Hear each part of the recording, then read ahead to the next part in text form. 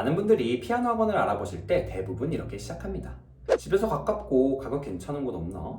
그래서 네이버에 피아노 학원을 검색해 본 다음 한두 군데 상담만 받고 바로 등록을 하세요. 근데 이렇게 등록해서 몇 달 다니다 보면 분명 이런 생각 드실 거예요. 갈수록 어렵고 재미가 없다든지, 또 피아노는 계속 하고 싶은데 왠지 실력은 잘 안 느는 것 같은 느낌. 이런 생각이 조금씩 들다 보면 결국은 몇 달 못 하다가 그만두거나 다른 학원을 다시 찾게 됩니다. 그럼 이런 문제는 왜 생기는 걸까요? 단순히 학원이 별로여서일까요? 사실은 그보다 더 근본적인 이유가 있습니다. 바로 기준 없이 선택했기 때문인데요. 특히나 성인들의 경우 이 시작 때문에 잘하고 못하고 결정되는 경우도 있어요. 그러다 보니 어떤 학원을 처음 만나냐가 굉장히 중요합니다. 그래서 오늘은 피아노 학원이나 선생님을 고를 때 꼭 확인해야 할 것들과 또 반대로 이건 피해야 한다는 포인트까지 현실적으로 말씀드리도록 하겠습니다.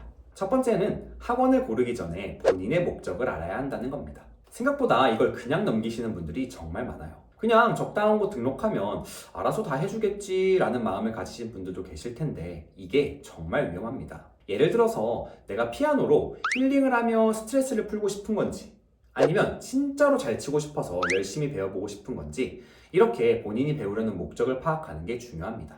연습 부담 없이 가볍게 하려는 분들에게 너무 빡세게 하거나, 아니면 진짜 잘 치고 싶고 막 어려운 곡도 하고 싶은 분들에게 그냥 치기만 해도 계속 칭찬만 해주면 안 되니까요. 사실은 사람들이 말하는 좋은 학원이라는 게 결국 본인하고 잘 맞는 학원이라는 거거든요. 이렇게 배우고자 하는 분들마다 그 이유가 다르기 때문에 나에게 좋은 학원을 고르려면 배우는 이유를 확실히 알고 있는 게 좋은 거죠.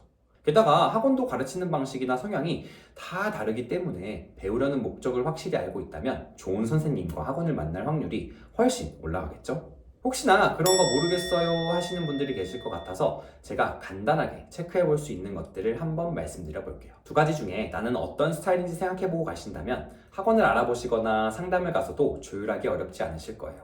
일단 첫 번째로 내가 힐링이나 스트레스 완화가 목적인지, 아니면 실력 향상이나 성취감 쪽이 먼저인지 정해 보시는 거예요.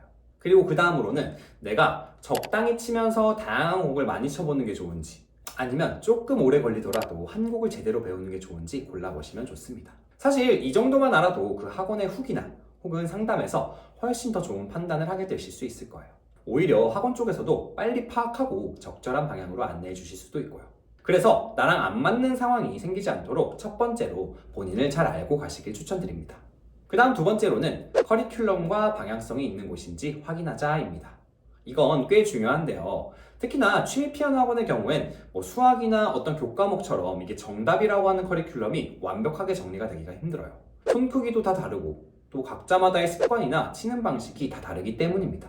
그럼에도 사람들이 다들 똑같이 느끼는 좋은 학원은 아무거나 다 가능합니다가 아니라 어떤 게 먼저이고 어떻게 배워야 하는지가 어느 정도 정해져 있습니다.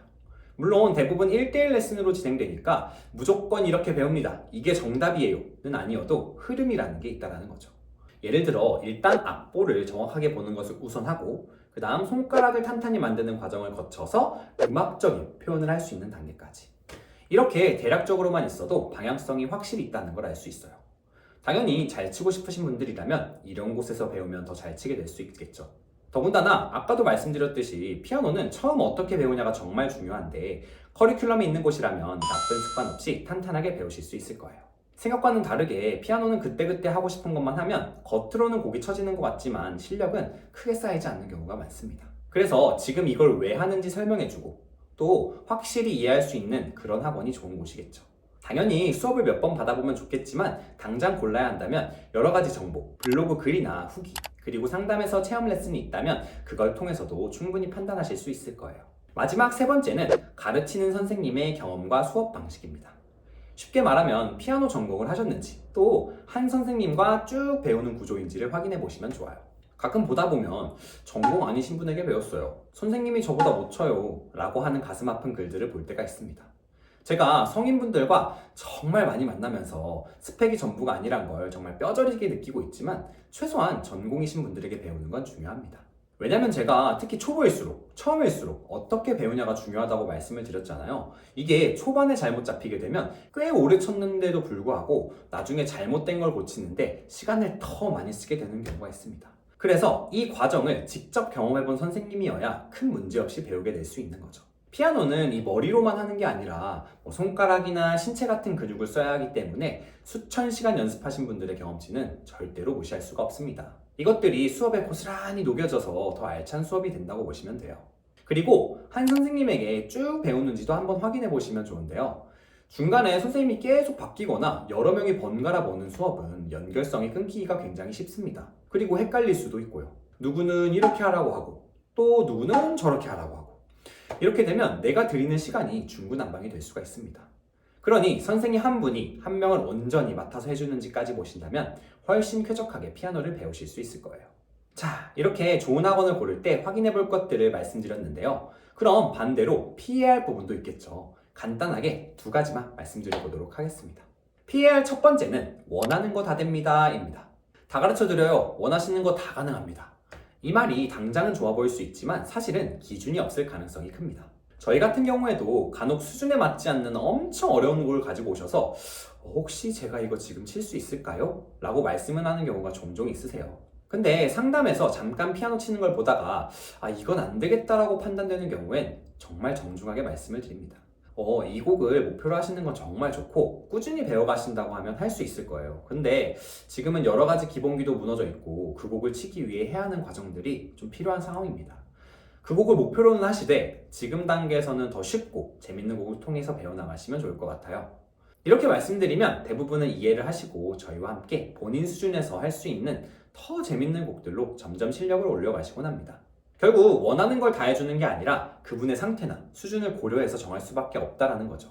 그게 멀리 보면 훨씬 그분을 위한 일이거든요. 그래서 이런 부분을 생각하고 어느 정도 나에게 맞는, 즉 올바른 방향성을 제시해 줄 수 있는 곳을 고르시면 됩니다. 두 번째로 피해야 할 곳은 배우는 환경과 악기 상태가 정말 안 좋은 곳이에요. 이건 생각보다 대부분의 분들이 많이 놓치는 부분인데요. 이것저것 많이 알아보고 방문한 분들도 수업 진행에만 관심을 두는 경우가 많거든요. 근데 이건 직접 들어가 보면 생각보다 꽤 바로 느껴지는 부분입니다. 들어가 봤을 때 그곳의 분위기가 뭔가 청결하지 않고 뭔가 쾌적하지 않은 느낌이 드는 곳이 있어요. 또 피아노를 잠깐 건드려 보거나 외관을 봤을 때도 전체적으로 관리가 안 된 느낌이 든다면 그건 피아노를 지속하기에 좋은 환경은 아닙니다. 흔히 장인은 도구를 탓하지 않는다고 하지만 우린 취미잖아요. 그럴수록 악기나 공간이 좋으면 만족도도 훨씬 높아져요. 이건 음식점이랑 좀 비슷한데요. 우리가 아무리 음식이 맛있어도 그곳의 위생이 안 좋으면 만족스럽지가 않죠. 물통에 물때가 껴있다든지 아니면 바닥에 쓰레기가 굴러다닌다든지 이런다면 좋은 경험을 하기가 힘들 거예요. 피아노도 마찬가지입니다. 대부분은 본인만 열심히 치면 된다고 생각하고 잘만 배우면 되지 하시는 분들이 계신데 생각보다 그곳이 주는 느낌이라든지 악기의 상태나 퀄리티가 피아노를 이어나가는데 영향을 많이 미칩니다. 아무리 초보여도 좋은 피아노에서 좋은 소리를 경험하면 실력이 훨씬 빠르게 늘기도 하고 레슨을 가더라도 공간이 주는 분위기나 느낌이 정말 좋으면 더 가고 싶어지고 또 계속 하고 싶어지게 되거든요. 저희도 함께하는 많은 분들이 레슨에도 만족을 정말 많이 해주시지만 공간에 대한 만족도도 높으셔서 정말 멀리서도 와주고 계시고 있습니다. 특히나 성인분들이라면 이런 게 은근 영향력이 크더라고요. 그래서 인테리어까지는 아니어도 최소한 악기 정도는 어떤지 파악해 보시는 것이 좋습니다. 우리 똑같은 돈을 내고 더 좋은 환경과 더 하고 싶은 곳에서 해야 만족감이 훨씬 올라가잖아요. 이렇게 선생님만큼이나 중요한 게 어디서 어떤 악기로 배우냐입니다. 그래서 오늘 이야기를 정리해보면 피아노 학원을 고를 때는 당장의 위치나 가격보다 내 목적과 맞는지 또 수업의 방향은 있는 곳인지 마지막으로 선생님의 경험은 어떤지를 꼭 보셔야 합니다. 이 세 가지 기준만 가지고 가셔도 훨씬 좋은 선택을 하실 수 있을 거예요. 모두가 피아노를 시작한다고 하면 설렘도 있을 거고 또 어린 시절의 즐거운 기억도 있을 거라고 생각합니다. 그런 꿈들을 안고 오신 분들이 한 주 한 주 더 나아지고 아름다운 소리를 내실 때 참 가르치는 입장에서도 기쁘더라고요. 저는 피아노가 그런 충분한 감동을 줄 수 있는 참 멋진 악기라는 생각을 자주 하곤 합니다. 그래서 배우려는 분들이 이 피아노를 좀 더 오래 그리고 또 제대로 즐겨가셨으면 좋겠어요. 그리고 이건 조금 딴 이야기지만 피아노는 잘 칠수록 더 재밌어지는 악기거든요. 그래서 더 잘하려고 하실수록 더 재밌어지실 거예요. 저는 언제나 여러분들의 피아노를 응원하니까요. 늘 말씀드리지만 사라지지 않고 꾸준히 함께 이어가셨으면 좋겠습니다. 그럼 저는 다음에도 더 재밌고 유익한 피아노 이야기로 찾아뵙도록 하겠습니다. 감사합니다.